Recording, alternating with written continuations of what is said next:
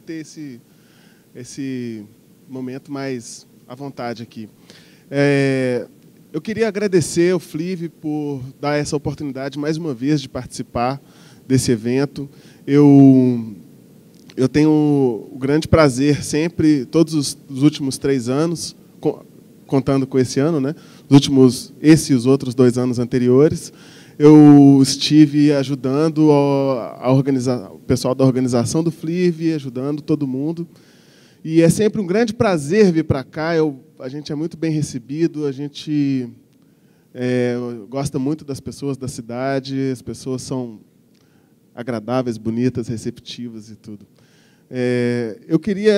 Hoje eu tenho a grande honra de começar o Flive apresentando o nosso amigo Paulo Lins. Vocês já devem conhecê-lo. Paulo Lins é o autor do livro que deu origem ao filme Cidade de Deus. Ele também é roteirista, letrista de samba, embaixador da literatura brasileira pelo mundo afora, uma grande figura. Estamos aqui, então, Paulo Lins.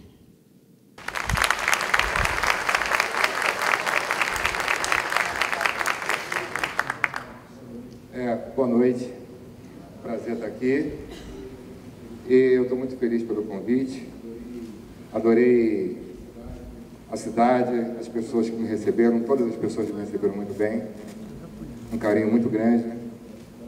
Eu posso dizer que eu já arrumei amigos aqui, né? E estou muito feliz. E eu vi que cinema, literatura. Posso começar a falar? Que é cinema, literatura e samba. E para eu começar a falar sobre isso, quer dizer, vou falar sobre cultura, sobre arte. E para falar sobre isso, eu quero falar de uma passagem minha em Nápoles, para explicar por que eu faço esse tipo de trabalho, da onde que vem, né? Assim, a fundamentação. Não é porque eu faço, é onde que eu procuro me espelhar ou dialogar. Eu falei numa pizzaria que tinha um monte de napolitano comendo pizza, assim. Eu falei que assim, a pizza de São Paulo é muito melhor. Gente, os caras ficaram olhando pra minha cara assim, não, de São Paulo é muito melhor. E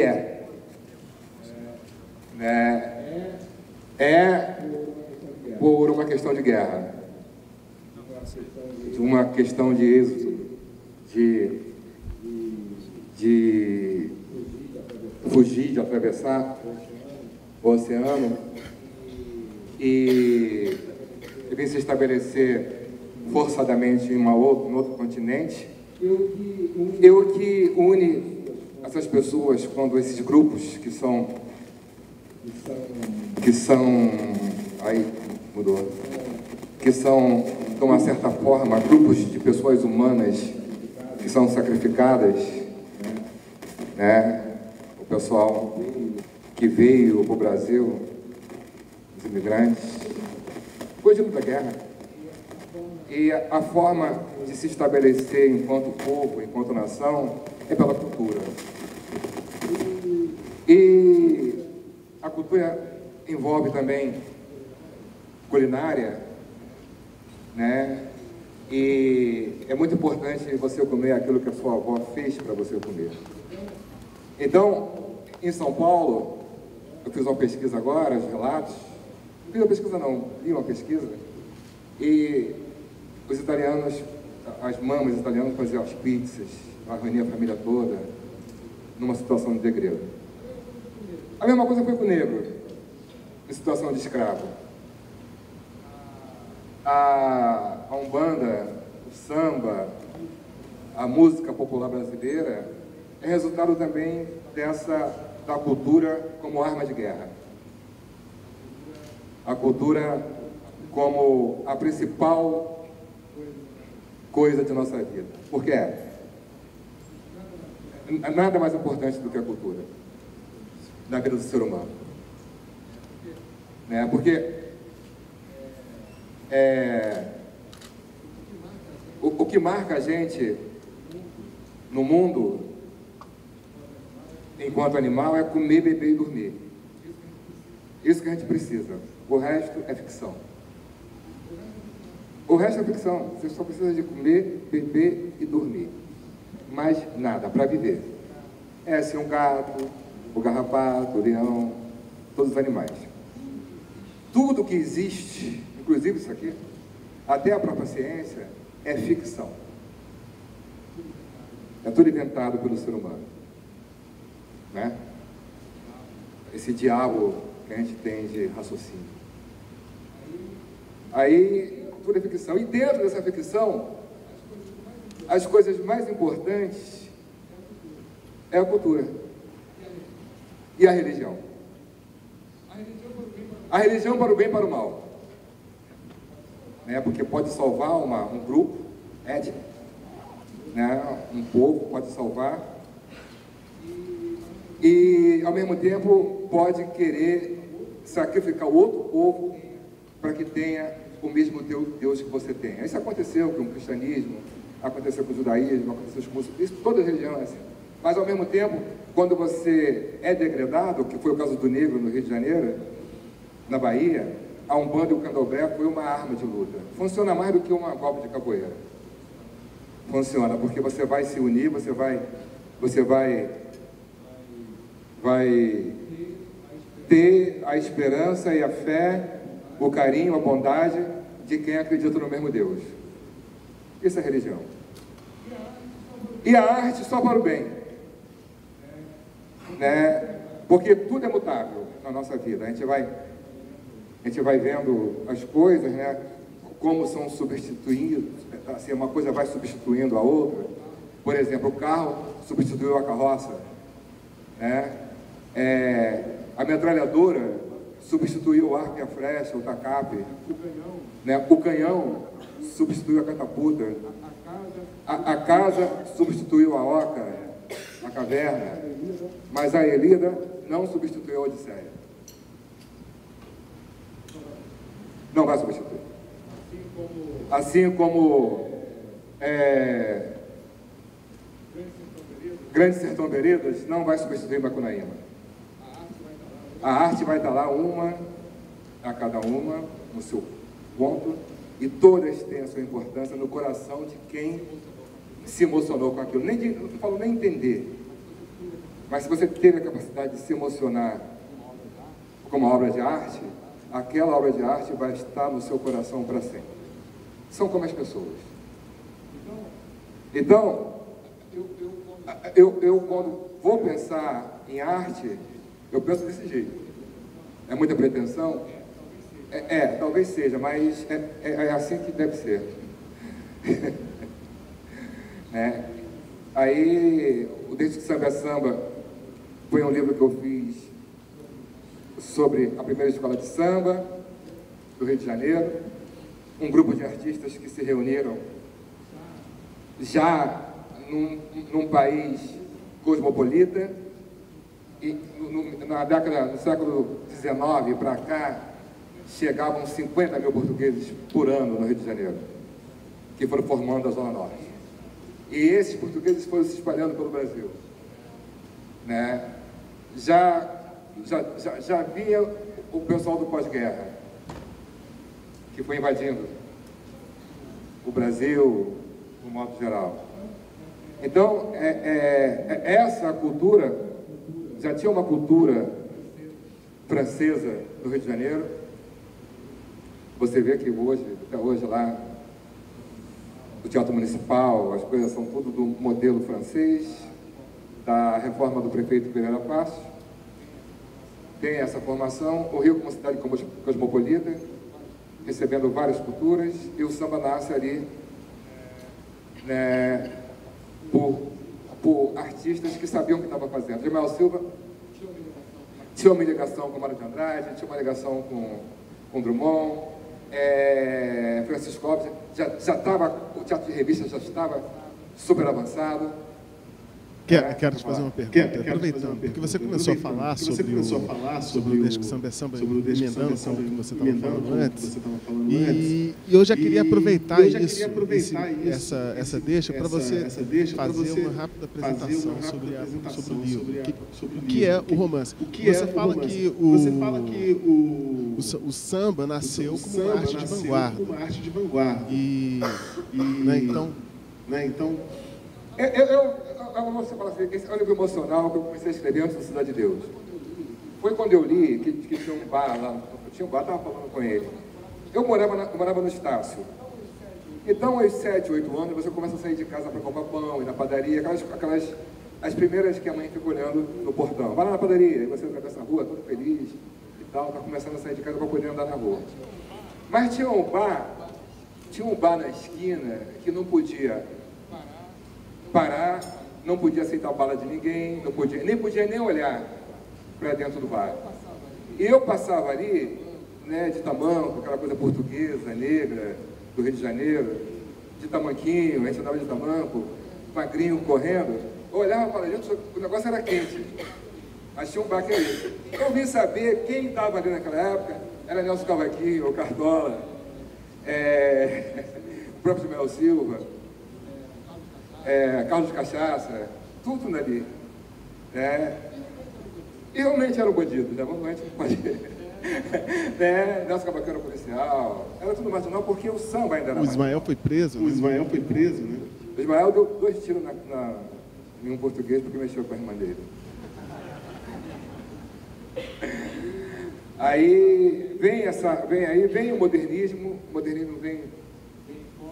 vem forte, né, tanto na música como nas artes plásticas, na poesia, um pensamento em sintonia com a Europa, mas voltando pro homem brasileiro, fazendo um desligamento dessa influência que a gente tinha da Europa. Ali no Rio de Janeiro já tinha salsa, já tinha o tango, o Caribe e na América do Sul, a Argentina tinha uma força muito grande. A Argentina era muito mais desenvolvida do que o Brasil e produzia muito mais arte. Lógico, uma arte voltada também para a Europa. E nessa época que São Paulo torna-se uma cidade cosmopolita, e o Rio de Janeiro também se torna, as nossas bases culturais que nós temos hoje, praticamente começa aí, de uma certa forma. Né? Isso tem 100 anos, muito pouco tempo, uma transformação na sociedade. Quer dizer, quando assim, houve uma revolução cultural na primeira escola de samba, porque a escola de samba hoje é uma coisa que domina o cenário cultural do Rio de Janeiro. É o que você vai para fora, qualquer lugar, o que domina é o samba. Não tem Réveillon, não tem Natal, não tem Ano Novo. A cidade enche de turistas do mundo todo quando chega o Carnaval. O Carnaval é que detalhe importante é que se espalhou pelo Brasil inteiro, todo o Brasil faz samba no Carnaval. No mundo todo, né? E isso foi uma questão de briga, a polícia batia. Não podia cantar samba. Né? A Umbanda também é a mesma coisa. Então, eu vi isso como uma coisa assim, muito forte no ser humano. Essas impressões que eu falei da poesia, da importância da cultura, da poesia, da religião, isso é o Otávio Paz. Essa minha percepção foi no livro que eu li, O Arca-Lira, de Otávio Paz, que é um livro muito importante. É um poeta mexicano que morreu na década passada. Morreu tem uns 20 anos. Muito importante, que teve influência direta no concretismo brasileiro. Augusto de Campos, Haroldo de Campos, falecido recentemente também, poeta concreto, traduziu O Blanco, um poema lindíssimo de Otávio Paz. E ele fala também outra coisa, que dentro da religião, São Jorge não vai substituir Ogum. Né? Jeová não vai substituir Deus. Buda não vai substituir Oxóssi. Então, assim, não tem... As coisas são muito fortes. isso dentro do ser humano. São essas duas coisas que atravessam o tempo e não mudam. Não mudam. Você faz uma comparação entre o pessoal de São Paulo, que fazia a Semana de 22, e o samba, que um olhava para um lado, outro para o outro. Fala um pouco disso. Fala um pouco disso. Não, na verdade, olhava pelo mesmo... Estavam no mesmo... O modernismo todo. Porque o Mário de Andrade, ele era aquele sujeito que tinha um Brasil nas costas, ele sabia o que ia acontecer. Na verdade, a crítica literária, o grande crítico, não é aquele que fala do que aconteceu ou do que está acontecendo. É aquele que fala do que vai acontecer. E tudo que Mário de Andrade falou, né, aconteceu. Macunaíma, né, era um pensador que tinha compreensão do seu presente e via... Isso é fácil de fazer se você for mesmo estudioso. Apontar o que pode acontecer. Isso é uma coisa muito natural dentro da ciência. Tem vários não, tem poucos intelectuais assim. E dentro do manifesto modernista, havia a procura pelo homem profundo, que era o negro, que era o índio. Isso está no manifesto modernista. Né? E Mário de Andrade, ele começou, a primeira coisa que ele falou com o Ismael Silva, que é o pai da escola de samba, falou: olha, cuidado com a indústria. Porque pode descaracterizar a sua obra, o seu trabalho. Porque estava começando a era do rádio, nessa época, né? Que o Francisco Alves era o cantor das multidões. A gente pegou isso, isso de 1930 até 40, 42, veio Carmen Miranda, Noel Rosa, essa força que a gente tem dentro da música popular, ela vem de muito tempo e vem se misturando. A música é uma mistura. Nós somos assim, aquele país.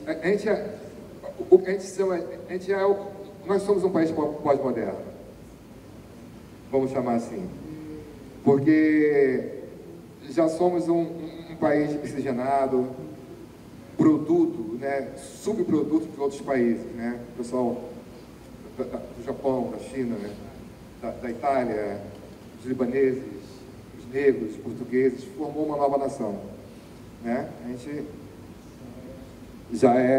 já vem formando, tanto é que nós temos em São Paulo uma mega cidade, né? Pouquíssimas cidades são como São Paulo no mundo, são 4 ou 5, né, cidades como essa, com essa população toda, com esse... Você pode botar Berlim, Paris não é como São Paulo. Você pode botar aí Los Angeles, Nova York mais ou menos, é muito maior que Nova York, mas é uma cidade que é gente do mundo todo, não para. E isso dentro da América do Sul. Dentro da América do Sul, na região mais rica, né? Nós somos a 4ª região mais rica do mundo, e São Paulo é o centro disso, né? De toda essa América do Sul. E envolvendo também a América Latina, nós somos mais importantes do que o México. E temos uma cidade do tamanho da cidade do México, que é até maior que São Paulo, a própria cidade do México em relação a São Paulo, mas não é, eu converso muito com um roteirista chamado Guilherme Arriaga, quando a gente vai pensar alguma coisa para escrever, porque tudo isso passa quando a gente vai botar um produto, ainda que não vai voar, que o espectador, o leitor não fique sabendo, mas essas discussões são muito bem feitas, a gente discute bastante isso, né? Essa relação que é São Paulo, o que é o Brasil, o que é o México. O México não teve muita imigração, né? E o Brasil é multi, né? Então o livro é isso, o livro passa de uma resistência através da cultura, da arte, da religião, que uma sociedade consegue se estabilizar, consegue se inserir dentro do panorama social de uma nação. Porque até então era escravo. Escravo não era gente, né? Não tinha direito de gente. Então, 30 anos depois que acaba a escravidão, um povo escravizado consegue, através da cultura e da religião, começar a se inserir dentro da sociedade. É por isso que eu estou aqui. né? Senão não estaria. A Heloísa Buarque de Holanda faz aquele comentário de que o clima do Desde que o Samba é Samba já é o embrião do que seria depois o Cidade de Deus, que acontece no Cidade de Deus. Você concorda com ela? Você concorda com ela? Cara, quando ela falou isso, eu fiquei assim abismado, porque eu não sabia, não. Eu não pensei nisso. Porque era um projeto antigo, Cidade de Deus foi feito de encomenda. Aí eu pesquisei, fiquei pesquisando, eu contratei duas pesquisadoras uma da PUC do Rio, uma da PUC do Rio e UF, Universidade Federal Fluminense, também do Rio de História, para pesquisar essa parte do samba. Porque livro, eu nunca mais vou fazer livro histórico, porque você tem que trabalhar como historiador, você pode até inventar coisas, aumentar coisas, mas os fatos históricos não podem pode sair do lugar, você não pode. Então você tem que ter pesquisa, você tem que ter uma demanda de pesquisa muito grande, para não falar, para os críticos não ficarem enchendo o teu saco. Então tem que ter uma pesquisa. Eu fiz uma pesquisa muito grande, eu contratei 2 pessoas para fazer isso. E do que você perguntou mesmo? A frase da Heloísa Buarque. Ah, tá. Aí eu peguei fiz assim e tal, e coloquei como estava. Eu tive que fazer uma análise social, entrar no sistema de relação de um determinado grupo social, na década de 20, de 30. Eu nunca fui lá. O Machado de Assis fala que a história é uma coisa que não aconteceu, escrita por alguém que não esteve lá. E é verdade, né? Ninguém esteve lá. Eu não estive lá em 1930, eu não posso dizer o sentimento da pessoa. Mas esteve no Estácio. Eu estive no Estácio, mas eu ia fazer sobre aquele Estácio ali, mas não precisava mais, porque o samba dessa época já estava dignificado enquanto arte. Eu ia falar de Martim da Vila, de Zeca Pagodinho, né? de quem? De Paulinho da Viola, de Alto Medeiros, falar desses caras, com tudo lá. Né? Eu tinha que falar de quem realmente não teve, né, um reconhecimento em vida como grande transformador. Eles pensavam no ritmo, eles pensavam que tinha que fazer uma música de desfile, uma música de andar, de cantar. E fizeram. O que é vanguarda? O que é vanguarda? Vanguarda é quando a teoria nasce antes da arte. Né? Você pode fazer vanguarda sem saber. Você pode inventar uma coisa nova sem saber.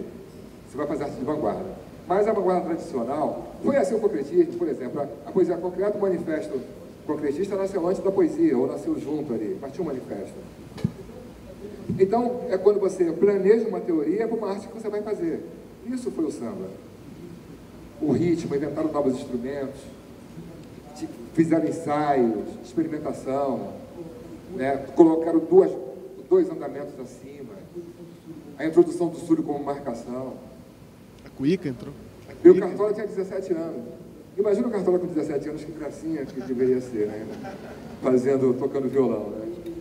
E o Cartola tinha 17 anos nessa época.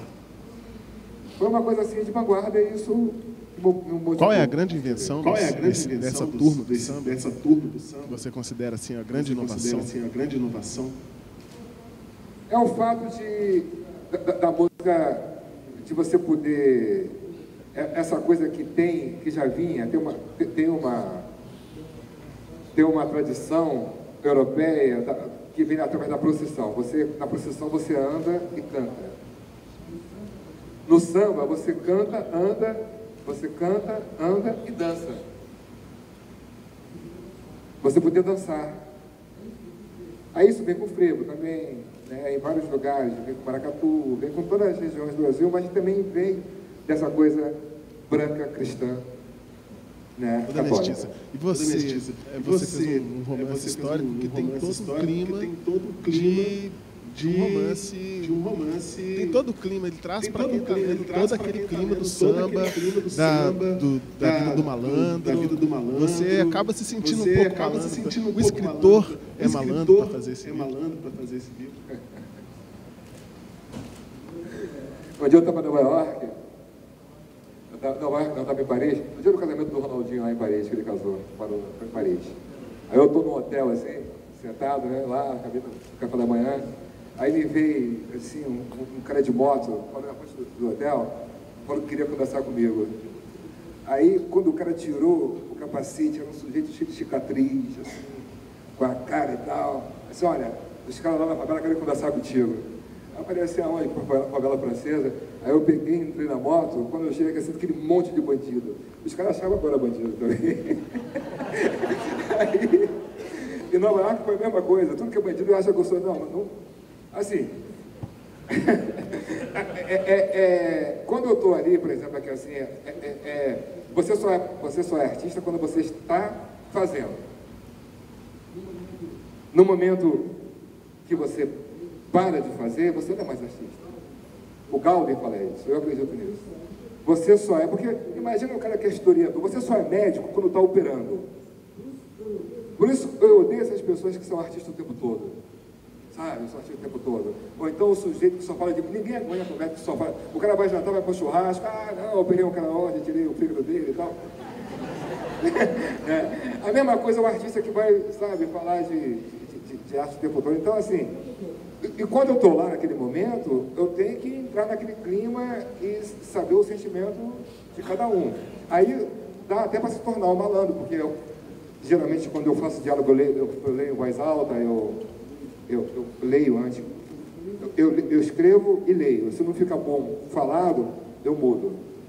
É como se eu tivesse para ficar mais fácil a comunicação. Aí eu me sinto malandro nessa hora ali. Mas eu, quando vou dormir, eu acordo Paulinho de novo, acabou.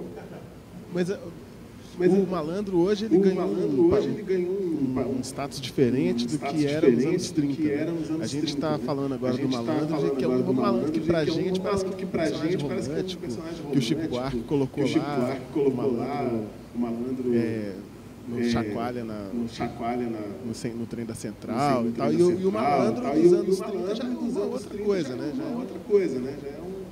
É a questão do malandro, porque é o seguinte, é a diferença entre malandro e bandido. Bandido é uma coisa, malandro é outra coisa. E o malandro, de verdade, ele não roubava ninguém, ele ganhava no jogo, ele tinha a coisa da prostituição, era segurança, é um sujeito que...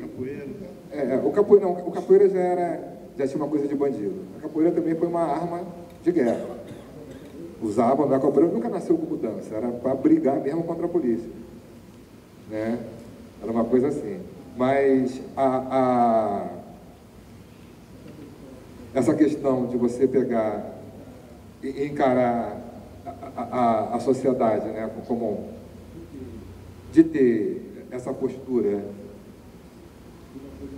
de uma coisa que é a capoeira, porque eu me lembro que nos livros, isso está nos livros, não sei o que estou falando não, tem poucos livros, tem Flávio Gomes que escreve sobre isso, que é um grande historiador, professor da Universidade Federal do Rio de Janeiro, Roberto da Mata não entra muito nessa coisa da escravidão não. Tem um livro chamado Capoeira Escrava, que é do, meu pai do céu, acho que esse é o nome dele, mas eu vou lembrar o nome dele, grande historiador que foi da UFRJ, mas fez o pós-doutorado na USP, capoeirista, porque chegavam assim 10 garotos capoeiristas, botavam a guarda para correr, golpes de capoeira.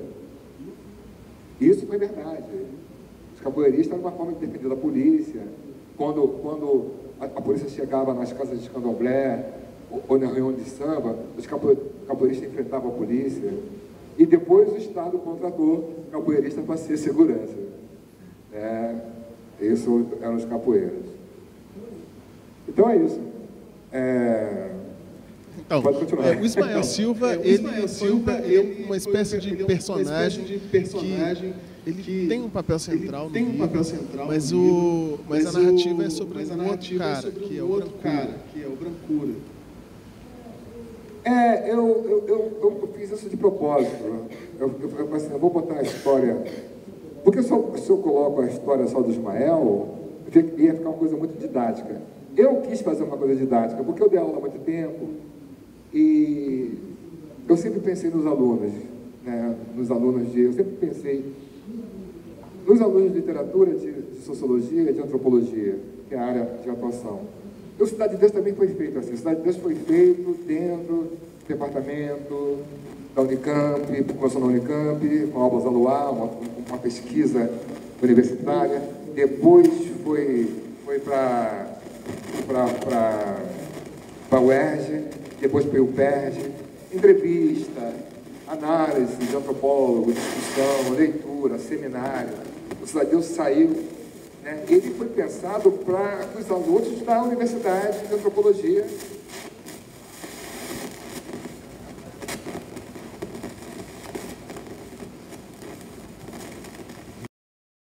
Nada.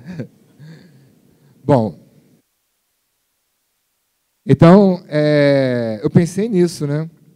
Mas voltando, quando eu terminei a figura do malandro, então o malandro é aquela figura que é uma figura, assim, seria um Zé Carioca. Seria um Zé Carioca, né? Não seria um sujeito que fizesse violência, não seria assim, seria um sujeito que ganharia vida na mansa, no 7-1 e tal. E o bandido é essa coisa violenta que a gente tem, que assusta todo mundo.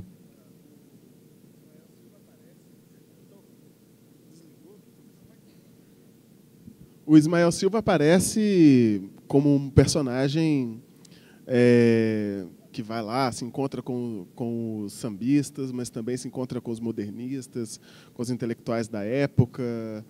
E isso é ficcional, real? Não, assim, os artistas tem uma coisa que isso sempre aconteceu. Os artistas têm uma ligação muito grande, né, sempre com os mais pobres, com a periferia. Por exemplo, assim, sempre os artistas, quando vão dar show em algum lugar, eles vão nas favelas, vão nos lugares mais pobres, tem um trânsito maior. E isso acontecia com os intelectuais. Então, Mário de Andrade, Manuel Bandeira vivia na zona do Baixo Meretrício, vivia na zona, vivia na Lapa. O Mário de Andrade ia para a zona fazer o quê, gente? Imagina. Sabe, o sujeito ia para a zona, ele ia fazer o quê? Não ia rezar. Eu vou para a zona, vou lá na zona dar uma olhadinha, eu já volto. Né? E ali no Estácio, no Rio de Janeiro, foi o grande, né, a Praça 11, o Estácio, foi onde surgiu essa cultura carioca. Né? E, olha, Araceli de Almeida, né, Vinícius de Moraes veio pegar, já é uma segunda geração, né, já em 40, já nos anos 50, ele vai frequentar o Estácio e vai identificar, o Vinícius de Moraes vai identificar Nelson Cavaquinho e Cartola como os dois grandes poetas brasileiros. Né? O Nelson Cavaquinho falou assim, não, sempre quando o Vinícius me via, pedia para contar uma música. Né? E ele fala que assim, olha, o pessoal fala que tem muito mestre na música popular, mas mestre mesmo são esses caras, sabe? Ismael Silva, Pixinguinha. O Pixinguinha, assim, a gente tem um Pixinguinha, um músico igual o Pixinguinha, num país, né? É de uma sorte, né? Um músico que a base da música que você ouve hoje, das músicas que nossos pais, nossos avós, nossos filhos gostam, está ali, a formação Pixinguinha está ali, está Senhor da Baiana, está Ismael Silva, está uma turma ali toda. Por exemplo, o Pixinguinha não podia fazer show em algumas casas porque não entrava negro, aí era proibido de fazer. Imagina você, né, a gente passar por isso. E essa música maravilhosa que a gente tem, a literatura também. A gente tem um país que tem Drummond. A gente tem um país de João Cabral de Melo Neto. Isso não é brincadeira. Um Drummond, a gente fala que assim, Fernando Pessoa é muito bom. Né? Mayakovsky é muito bom. Agora, um Drummond, um João Cabral está no mesmo nível. Você tem um Machado de Assis, né, na sua história do seu país, da sua cultura, é uma coisa muito importante, né? E essa base, um Chico Buarque de Holanda, um Caetano Veloso, né, esses grandes nomes da música popular, começa toda nessa época desse livro, né? A base disso tudo vem daí. Eu tenho uma impressão de que existe um certo preconceito na hora do entendimento do que é arte e do que é base da arte. Ou, às vezes, pensar que... Vou ser mais claro. Quando você fala desses caras como os grandes poetas, vanguardistas, eu tenho uma impressão que você está mudando um pouquinho também o foco da coisa. Porque existe uma tendência a colocar... quando você falar assim, samba, então eu estou falando de povo. É porque a gente preta que está fazendo, então é o povo. Agora, quando é literatura, quando é vanguarda, quando é música, quando é poesia de vanguarda, aí é outra coisa, não é do povo. Não, os grandes críticos não fazem essa diferença, não. Quem faz essa diferença é porque é meio o quê? meio burro. Porque você, assim, qualquer arte é do povo. Não tem... A arte é um sentimento de um povo, né? E é o sentimento humano. É por isso que a gente canta coisas do século XX, que a gente se emociona com coisa que foram escritas séculos atrás, que é o sentimento humano. Isso não... E, sendo popular ou não, tem coisas que já foram popular, que hoje é tido como clássico, por exemplo. Sempre vai ser assim. Não tem essa, não. Agora tem uma história, mudando um pouquinho de foco. No livro, você coloca falas de entidades da Umbanda. Eles vão lá conversar com personagens que são da Umbanda. E depois eu estava revendo, mexendo no livro, e encontrei lá na lista de relatos que você conversou, de fato, com várias pessoas da Umbanda. Eu peguei, porque é o seguinte, tem que fazer pesquisa. Então, eu já entrei na pesquisa histórica, né, que são documentos do Arquivo Nacional. Então, foi para Arquivo Nacional e Biblioteca Nacional, tem tudo lá. Vai lá, tem tudo.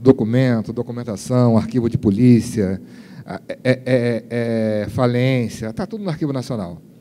E tem alguns documentos também na Biblioteca Nacional.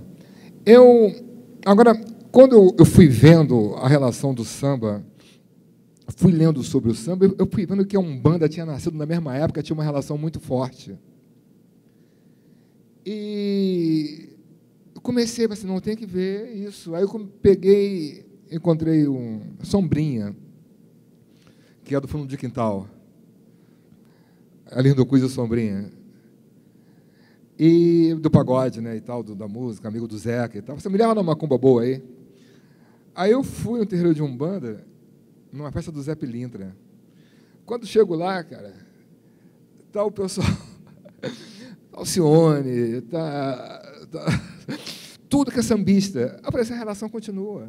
E conversando com eles mesmo, com o Martinho da Vila, com o Ney Lopes, falando sobre essa ligação, nasceu tudo junto, tudo muito junto ali. Porque é o seguinte, olha só, é tudo muito claro. As mães de santo, tipo Tia Seata, tinha conseguido poder político nas comunidades dos negros e eles começaram a votar. Tudo se explica. Começaram a votar. O negro e a mulher.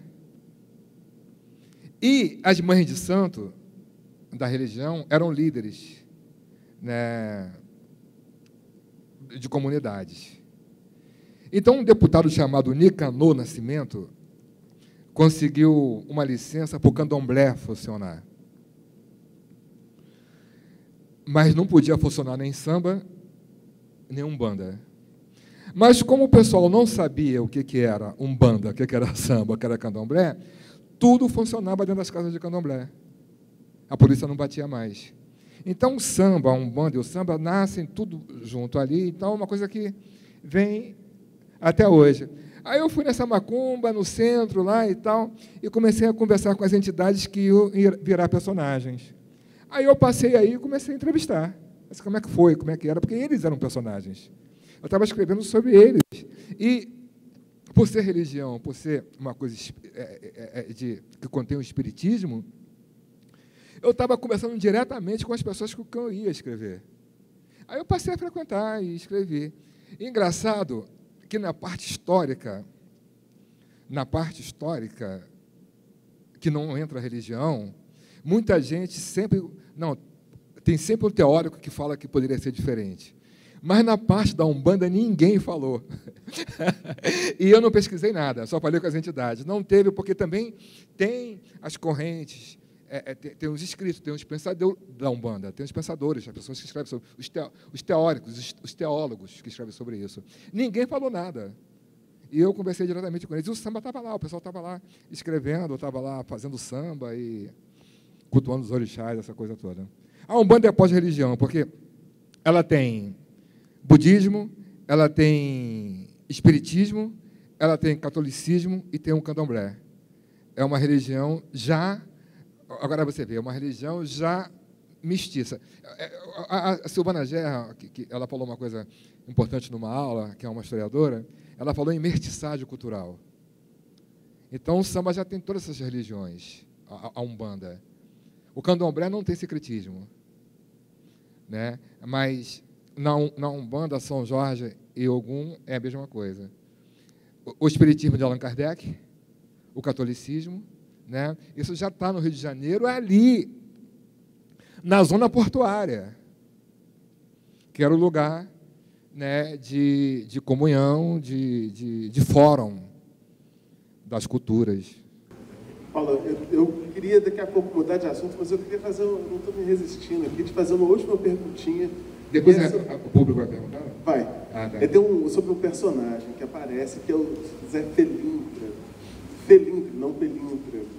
Porque eu fiz um estudo sobre o Zé Pelintra, que é uma entidade da Umbanda, muito cultuada, né, dentro da Umbanda. Né? E dentro do espiritismo, as pessoas têm várias vidas, né? Tanto no espiritismo de Allan Kardec, como no espiritismo que a Umbanda pega. E o senhor Felintra era o nome dele na Espanha. A primeira aparição dele era Felintra, na Espanha, e deu Pilintra. Então, Pilintra não é de pilantra, é de Felintra, que era o nome espanhol. Assim como Maria Padilha, a Maria Padilha aparece na Idade Média, 1400 e pouco, na Península Ibérica. A primeira aparição dela lá. Tem vários estudos sobre isso. Aí você vira estudioso de uma coisa, você vai ver toda a mitologia, né? Assim, o que envolve, né? Mas os personagens aparecem e no Rio de Janeiro, esses dois personagens nunca mais voltam a encarnar. Eles só aparecem no terreiro de Umbanda. E isso começa em 1928, 1930, junto com as escolas de samba. É muito legal. Eu adoro essas coisas assim assim como eu gosto de qualquer cultura, toda cultura é importante, né? Toda cultura tem a sua força. Mas poder estudar, eu me apaixonei por essa... Uma coisa que eu não sabia, que eu não tinha conhecimento, assim, de pesquisa. Eu queria te perguntar agora, realmente fazer uma virada radical aqui. Você escreveu Cidade de Deus e esse livro se transformou numa grande aventura. Assim, olhando de longe, passa a impressão de que foi assim, uma coisa que fez uma reviravolta completa na sua vida, nos seus projetos, na sua carreira, como você era professor e outras coisas. Isso é uma impressão de fora? Conta pra gente isso. Não, lógico, mudou muito. Em relação ao público, não, porque hoje eu faço televisão. Então, televisão é uma coisa que você sabe que vai atingir um público que você nunca vai atingir com livro, né? Apesar que o cinema também faz, mas faço televisão e estou na Rede Globo de televisão, fazendo seriado. E eu tive o prazer de fazer um trabalho agora, Subúrbia, com o Luiz Fernando Carvalho, que é diretor de televisão da Rede Globo, Eu pude fazer uma coisa que eu também, com base, né, na questão da arte, como sentimento de um povo, como uma coisa, né, conseguir colocar, misturar, analisar um Brasil que está acontecendo no Rio de Janeiro, muita igreja evangélica, essa aparição do protestantismo, essa volta da igreja protestante, que é protestante. A igreja evangélica é protestante, é americana, nasceu nos Estados Unidos, Lutero, vem tudo de lá, vem tudo de Lutero, né, que deu em Edir Macedo. Eu falei isso sem querer, cara, não estava planejado. Mas que deu nos evangélicos, na Assembleia de Deus, na Igreja Batista, que são igrejas que estão aí há anos. Os batistas estão aí há anos. A Igreja Batista tem uma força no Brasil muito grande. A Assembleia de Deus, né? E tudo começa lá em Lutero. E eu estava vendo uma briga muito grande, ainda hoje, uma perseguição, dizendo que Exu é diabo. O diabo só existe na Bíblia, não existe, nem na Bíblia o diabo existe direito. O diabo é uma coisa cristã. Na religião, no candomblé, não existe diabo. Aí dizer que o pobre do Exu é o diabo, gente. Entendeu? Não é o diabo, é outra. Não existe uma relação assim de bem e do mal, que é essa coisa greco-latina do bem e do mal, do bem, sabe? Que é uma coisa, o mal contra o bem. Dentro do catolicismo, dentro do mundo cristão, existe o bem e o mal. Dentro da cultura africana, do candomblé, não existe. Existe mais evoluídos e menos evoluídos. É muito diferente. Espírito mais evoluído e espírito menos evoluído, que é o que acontece mesmo. Né? A questão de ensino, de tratamento, né? Então, o bem e o mal, essa coisa de Homem-Aranha contra o outro, lá, sabe, o fulano e tal, o que está dentro da nossa cultura, isso está no filme, está nas novelas, tem sempre o antagonista e o protagonista, do bem e do mal. A gente vive essa cultura que é greco-romana, né, e está aí até hoje na nossa vida. Então, e a Cidade de Deus? Você começou a escrever, você escreveu o livro, você ainda morava na Cidade de Deus. Na Cidade de Deus foi o seguinte, eu vou falar a verdade, tinha uma mulher que eu olhei para ela, ela olhou para mim, eu olhei para a mulher que é assim, ela ficou olhando para ela, e ela ficou olhando para mim lá dentro da UERJ. Eu era universitário. Achei a mulher linda, fiquei olhando e tal, mas não falei nada, eu fiquei na minha. Aí, passaram-se o dia, vem aqui assim, Paulo, vai ter uma pesquisa de antropologia em Cidade de Deus para entrevistar pessoas ligadas à criminalidade. Eu falei assim, não, pelo amor de Deus, não quero saber disso, não quero. Eu estava fazendo poesia, já tinha o Cazuza, já tinha o Arnaldo Antunes, já tinha Paulo Leminski, que eu já viajava, já conhecia esse pessoal todo, já tinha o Circo Voador, a Blitz, os anos 80 estava ali, a minha geração, né? A gente já estava... Eu estava fazendo poesia, já tinha lançado um livro de poesia, não queria saber disso. Assim, não, vamos lá e tal. Aí tal, assim, vamos lá, vou passar por lá, mas eu vou lá e dou um alô, mas não vou ficar, não. Quando eu cheguei lá, essa mulher estava lá, na pesquisa. Eu falei assim, não, eu vou ficar na pesquisa. Aí fiquei na pesquisa. Aí casei com ela, tive uma filha e fiz o Cidade de Deus. Foi assim. Aí a gente começou, a gente já separou, minha filha já está grande e tal, mas foi assim que começou. Eu comecei a entrevistar os bandidos, comecei a entrevistar as pessoas ligadas à criminalidade, eu comecei a andar para cima e para baixo com os caras, porque eu não conhecia, porque você mora numa favela, por exemplo, aqui tem quantos habitantes? Uns 80 mil. 80 mil. Cidade de Deus tinha 200 mil habitantes. Só a Cidade de Deus. A Rocinha tem 500 mil habitantes. Então, por exemplo, você mora numa cidade, você está ali dentro, na favela, mas você não sabe quem é bandido e quem não é. Você, às vezes, pode ver, aquilo não é bandido, mas é uma coisa... Os bandidos não andam no meio das pessoas que não são bandidas, que são trabalhadoras, não andam. E a maioria das pessoas que trabalham, os porteiros, os pedreiros, então, moram tudo na favela, moram tudo, ou estão na periferia. Né?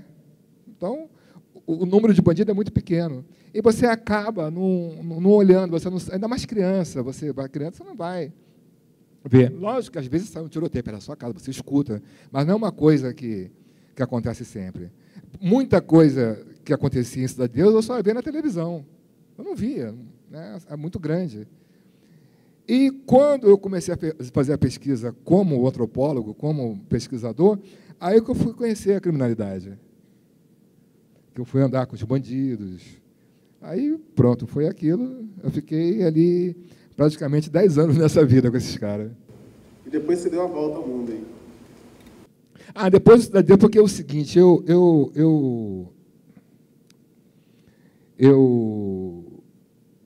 fui lançar o Cidade de Deus, eu pensei nisso, eu pensei que ia sair um livro de 2.000 exemplares para ficar nos departamentos de História, de Sociologia, de Antropologia e de Letras das universidades, para os alunos fazerem um trabalho. Aí ia lançar 1000 livros. Aí eu tô em casa, me vem o João Moreira Salles, com a cara assim, cara, seu livro vai mudar, esse livro vai revolucionar o mercado. Aí ia sair 2.000 livros, aí saiu para 5. Aí eu estou na minha casa, aí eu encontro, não sei se foi o Caetano, acho que o Cacá Diegues estava fazendo uma filmagem, aí estava o Caetano Veloso, aí ele falou assim, o seu livro falou comigo, eu falei que assim, eu fui ficando nervoso, né? Aí de 5.000 saiu para 30 e saiu com 60.000. Aí, quando eu acordei no outro dia, a minha cara eu acordei, a minha cara estava em tudo que era jornal do Brasil, estava em todos os jornais. Eu falei assim, meu pai do céu, eu fiquei assustado e fiquei assim 2 semanas sem sair de casa. Aí eu falei aqui assim, gente, não fala meus podres para ninguém. Eu perdi a privacidade. Mas depois eu vi que isso, agora, por exemplo, eu tenho muito amigo no cinema, eu trabalho com cinema, com televisão, atrizes e tal. Isso foi assim, o meu trabalho ficou muito exposto. Todo mundo, né, no mundo todo sabe o Cidade de Deus, conhece os personagens e tal, por causa do cinema, né, por causa do livro, mas conhece o Seu Jorge. O Seu Jorge é muito conhecido, conhece os atores. E quem fica realmente conhecido são essas pessoas que aparecem muito, né, na mídia, que está sempre se repetindo. Então, veio esse susto. Eu falei assim, nossa, eu vou ficar... Onde eu vou, o pessoal vai me pedir autógrafo, vou ter que tirar foto com todo mundo, não sei mais o quê, não sei o quê e tal. Isso acontece. Mas não é aquela coisa assustadora que eu achei que eu ia ficar assim, que nem quem? John Lennon, não. A Xuxa.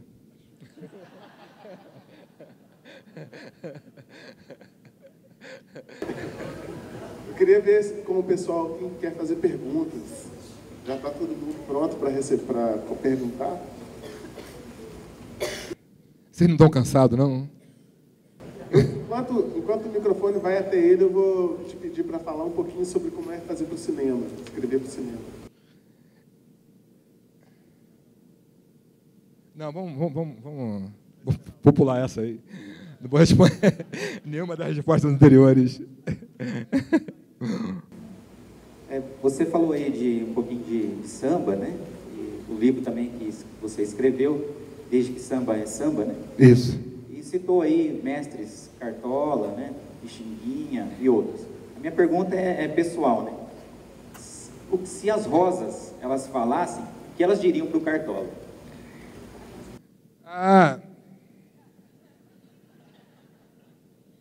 Hoje eu tenho uma pergunta pronta, porque eu sou muito amigo do Marcelo Iuca, que é compositor, era baterista do Rapa. Ele tem uma música que fala sobre isso. Tem as rosas que falam demais. e dizem que rezam demais. E, acima de tudo, choram demais.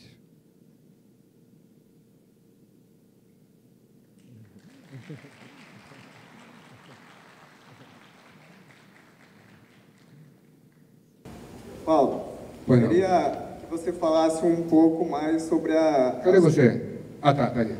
sobre as questões insubstituíveis. Você falou que uma obra não substitui a outra e que uma crença não substitui a outra. Queria saber de você se você acha que a arte é uma religião e a religião é uma arte. Não. A arte está acima de qualquer coisa. Assim, porque o Fernando Pessoa fala que a única coisa que pode olhar cara a cara é a arte, a poesia e a filosofia. Uma pode ter olhar na cara da outra. E o Fernando Pessoa, ele pega um sujeito católico e pega um sujeito protestante e pega um sujeito da Umbanda, um umbandista. E pode pegar de uma outra, já pega do Oriente, né? A música, por exemplo, tem certos músicos que são sucessos mundiais, a dança, a arte e tal. Então, o que é a arte? É quando você fala de coração para coração uma coisa que todo mundo vai entender como certo e que não vai mudar. Não muda. O que Dante falou, o que a música do Vivaldi vai bater nos corações lá da ponta. A arte é anespacial e atemporal, porque ela é humana. Então, por esse fato de ser exclusivamente humana, aquilo que o Nietzsche fala que é do humano, demasiado humano, né? É aquilo que, assim, quando nas tribos primitivas, ele fala isso, nas tribos primitivas, um responde com um grito. O Gilberto Gil estava no palco com ele e fala, ô, aí o público repete, ei, aí o povo, ei, sabe aquela coisa? Então, é a alegria de entender o que o outro quer dizer, né? Então, para nós humanos. Agora, quando a gente vai passar para o lado somente animal, aí vem a guerra, né? Que você vai, em vez de dividir, você vai querer dominar. Isso que é a guerra. É o seu lado de você brigar por petróleo, brigar por religião, domínio. Religião é domínio, né? Todas as grandes religiões dominantes são riquíssimas, são milionárias. A Igreja Católica fala da protestante, mas é milionária. Como ganhou dinheiro? São milhões que se gastam ali. O protestante também fez a mesma coisa. Lutero dividiu e deu em Edir Macedo, né? Deu em aquela coisa, o humano inventa templos em causa própria. A arte não. Olá, boa noite. Paulo, a gente tem no imaginário, assim, o escritor, aquela figura solitária, que fica na máquina, no computador, escrevendo a história, enfim. E pela tua trajetória, a gente vê que o teu trabalho, até por trabalhar com essa vertente histórica, não tem muito de solitário, porque você está em contato com os teus personagens, buscando isso. Queria que você falasse um pouco sobre isso. Quanto tempo você produz realmente, você fica naquele momento de solidão, escrevendo aí tudo aquilo que você levantou e como que essa coisa de pesquisar te permite estar em contato com outras pessoas, tornar isso de uma forma diferente do que a gente imagina de um escritor? Não, quando eu estou escrevendo não tem papo. Não tem esse negócio de botequim, de encontrar na praia, de encontrar em tal lugar. Eu não saio de casa. Eu fico ali, não faço, só saio para ir ao cinema ou para a biblioteca, fico lendo, porque você tem que ler. Eu leio mais do que quando eu estou escrevendo, eu leio umas 100 páginas por dia e escrevo 3, 2 no máximo. Então, não dá para você sair dali e ir para outro lugar. Né? Agora, música, não. Cinema, não. Televisão, não. Geralmente é parceiro. Eu escrevi o Subúrbio com o Luiz Fernando Carvalho e com a Carla Madeira. Eu falava com eles todo dia.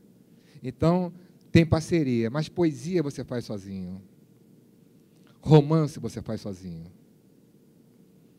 Agora, cinema você está lidando, você tem um parceiro. Música, então, cara, música é uma maravilha. Música, porque às vezes chega um cara assim, você vai para o estúdio, os caras sentam, abrem uma cerveja, começa a bater o negócio e faz a música. Os caras estão ali fazendo, estão conversando, toca aí e tal. Já fiz tanta música assim, né, de show, né. Uma vez eu estava em Nova York, estava com o seu Jorge, para lançar o Cidade de Deus lá e tal, ele ia fazer um show.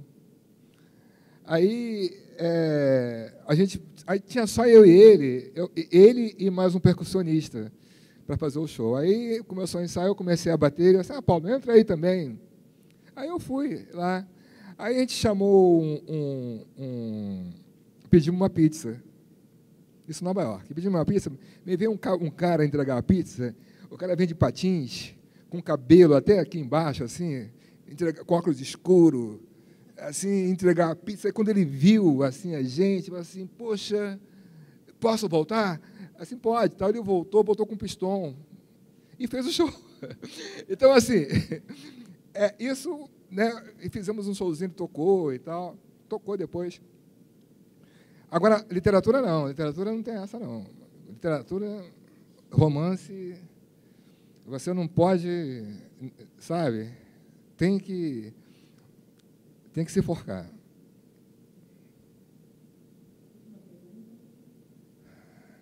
A última pergunta? Que seja para ela, quem levantou. Ali.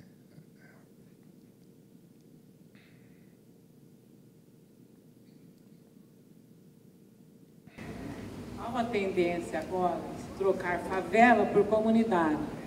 É mudança só de termo para diminuir o preconceito ou, na realidade, está sendo mesmo mudado? Ele queria aproveitar e falar. Eu queria aproveitar e te pedir para falar um pouquinho sobre essa coisa que surgiu há poucos anos da literatura chamada marginal, da galera da periferia e tal, que eu acho que você é uma espécie de precursor.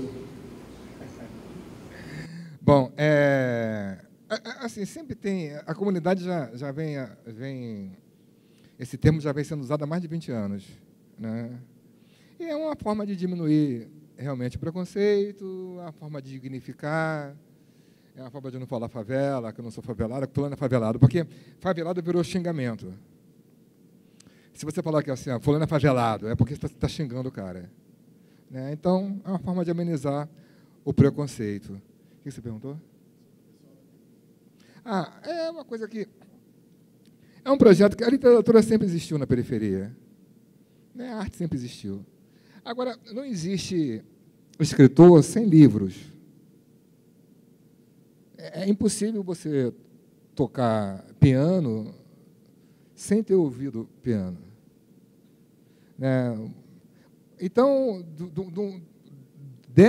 esses movimentos sociais, contadores de histórias, os próprios professores que davam incentivo da literatura. Eu devo tudo a minha professora que trazia literatura, que lia com a gente. Aí, o que acontece? O pessoal começou a ler. Então, vão aparecer os escritores. Né? Onde tem literatura, porque, na verdade, assim, o pessoal não lê, é difícil ler. Leitura, a classe média não lê. Não é só a classe baixa que não lê. Não é só o favelado que não lê. Rico também não lê. Lê só aquelas coisas formais que tem que fazer, ou então fica só dentro da sua profissão, né? Tem médico que não lê, tem engenheiro que não lê, né? E a leitura é uma coisa que é difícil no Brasil todo, né? Você perguntou por que eu estou falando isso? Por que você perguntou? Aí começou, aí quando começou a ter literatura na periferia, a gente apareceu os escritores. Foi isso que aconteceu. Beleza? Beleza, é isso aí. Bom, foi a última pergunta, o pessoal me pediu aqui para terminar. Então, eu queria agradecer a todo mundo, agradecer muito ao Paulo Lins, grande conversa. Amanhã teremos, por falar no assunto, teremos a presença do Marcelino Freire e do Sérgio Vaz, que vão estar aí fazendo um bate-papo chamado Vozes Periféricas. Vai ser mediado pelo Luiz Natal. E eu queria queria agradecer também, foi pedido para registrar, o PROAC. O Felipe foi patrocinado pelo PROAC, o Governo de São Paulo, a Açúcar Caravelas, Usina Colombo, o patrocínio também da Fundação Itaú Social, TVTEM, Posto Gramadão, Encorpo Empreendimentos, Unifeb, Senac e o Clube de Autores. Então, eu quero agradecer todo mundo também que veio participar e fazer as perguntas. Hoje ainda vão acontecer duas coisas. Um espetáculo de dança chamado La Liquadora de Santiago do Chile e depois Dança Viva com um grupo de Córdoba, Argentina. Boa noite para todos.